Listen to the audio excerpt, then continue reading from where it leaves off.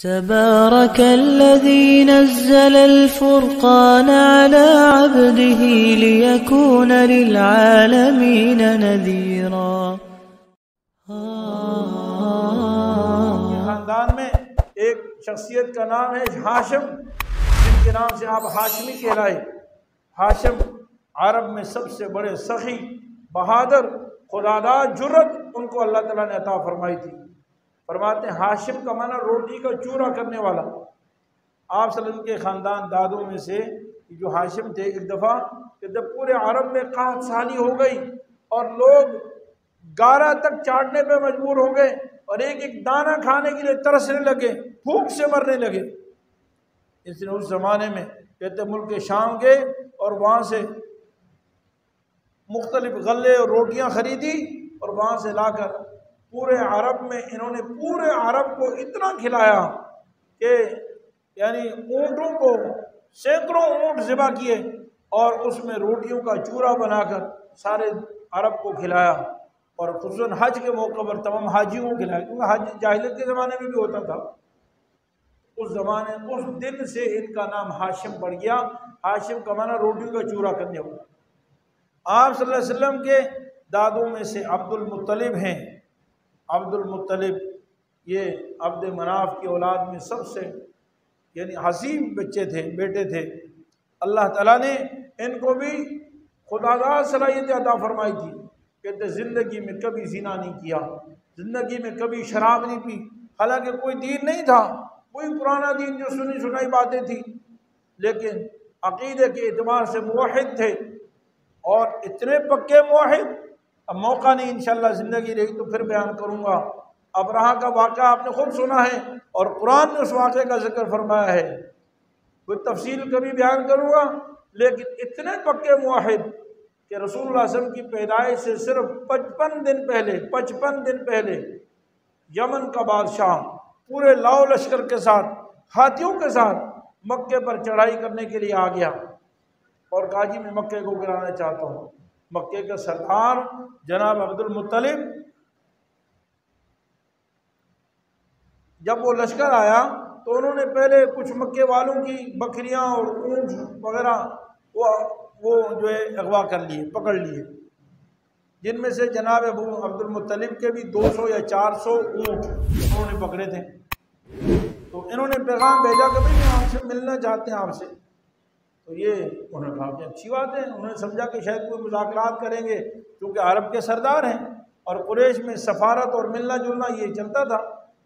تو یہ ان سے ملنے گئے تو ان کی شان و شوکت دیکھ کر اور ان کا رعب دیکھ کر اور ان کے چہرے میں جو نبی کریم صلی اللہ علیہ وسلم کی نبوت کی روشنی جو آنے والی تھی وہ جلال دیکھا، تو کہتے ہیں ابرہہ جو ہے وہ اپنے تخت سے نیچے آ گیا اور اپنے ساتھ اس نے تخت پر بٹھایا، بڑی عزت کی، اور کہنے لگا کہ کیسے آنا ہوا؟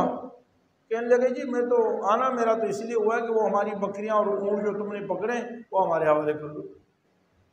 ابرہہ نے کہا کہ عجیب آدمی ہو یار، میں تو آپ سے مرعوب ہو گیا، آپ اتنے بڑے آدمی ہو اور آپ کی چہرے کی رونق اور خوبصورتی دیکھیں اور جاؤ جلال دیکھیں، اور آپ نے اتنا گھٹیا سا سوال کیا؟ آپ تو عرب کے سردار ہیں، آپ نے بکریوں اور اونٹوں کا سوال کیا؟ میں مکہ کو گرانے آیا ہوں، بیت اللہ کو گرانے آیا ہوں، تمہیں مجھ سے بیت اللہ کی کوئی بات کرنی چاہیے تھی، اور تم نے بیت اللہ کے بارے میں کچھ نہیں بولا، اور تم جو ہے آ کر بات جو ہے وہ اونٹوں کی کر رہے ہو۔ یعنی مال دولت کی کیا حیثیت ہے؟ بیت اللہ جو تمہارا مرکز ہے، جو پوری دنیا کا عبادت خانہ ہے، تم اس کی بات نہیں کر رہے، میں تو اس کو گرانے آیا ہوں۔ کہنے لگے نہیں میں بیوقوف نہیں، میں بہت سمجھدار ہوں۔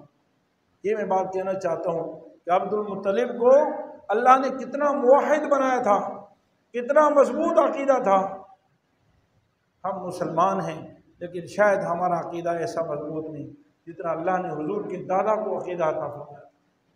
کہنے لگا کہ بات یہ ہے، میں بیوقوف نہیں، سمجھدار ہوں، اور میں نے سوچ کر بات کی ہے، اور وہ اس طرح کہ دیکھو یہ اونٹ اور بکریاں ہماری ہیں اور ہم اس کے مالک ہیں، اس لیے مجھے اپنے مال کی فکر ہے، میرے اونٹ اور میرے بکریاں تم میرے حوالے کر دو، اور باقی رہ گئی بات بیت اللہ کی بیت اللہ میرا نہیں ہے۔ اچھا اس کا ہے؟ کہا بیت اللہ کا مالک کوئی اور ہے۔ اللہ اکبر، وہ خانہ خدا ہے، وہ اللہ کا گھر ہے، اور میرا یقین ہے، میرا عقیدہ ہے کہ جو اس گھر کا مالک ہے وہ اس حفاظت کرنا جانتا ہے، مجھے کوئی پرواہ نہیں ہے، وہ حفاظت کر کے دیکھے گا۔ آپ اندازہ لگائیں کہ ایک طرف ابرہہ کا پورا لشکر اور پورے اسلحے کے ساتھ، فوج کے ساتھ، سامنے بیت اللہ چند چھوٹی سی عمارت، ظاہری اسباب کے اعتبار سے تو ابھی گرا کے رکھ دے گا، ٹکڑے ٹکڑے کر دے گا، لیکن عبد المطلب کہتا ہے نہیں، میرا اس ذات پر یقین ہے، وہ حفاظت کر کے دیکھے گا۔